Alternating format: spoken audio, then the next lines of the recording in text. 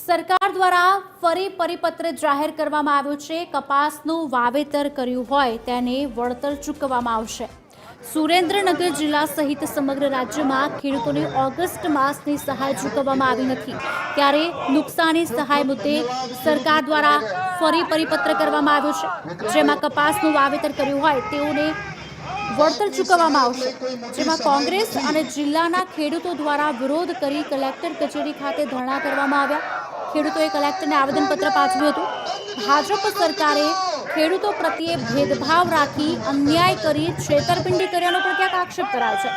ભાજપ સરકાર દ્વારા નવેસરથી જાહેર કરેલા કૃષિ પેકેજને કારણે ખેડૂત સાથે કરેલી છેતરપિંડીના વિરોધમાં કોંગ્રેસના પૂર્વ ધારાસભ્યો નૌશાદ સોલંકી, ઋત્વિક મકવાણા, વિક્રમ રબારી સહિતના હોદ્દેદારો ધરણા પ્રદર્શનમાં જોડાયા।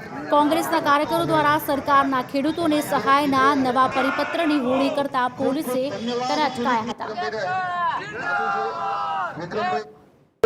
સરકારની અને અહીંયા બેઠેલા કેટલાક શાસકોની વ્યક્તિગત કેટલાક પદાધિકારીઓની મિલી ભગતના કારણે માત્ર કેટલાક તાલુકાઓની અંદર વખતે વખતે અંશે વળતર ચૂકવાયું છે।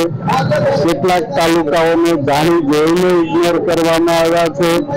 જે જગ્યાએ વળતર ચૂકવાયું છે એ જગ્યાઓમાં પણ SDRF NDRFની જોગવાઈઓ મુજબ ચૂકવાયું નથી।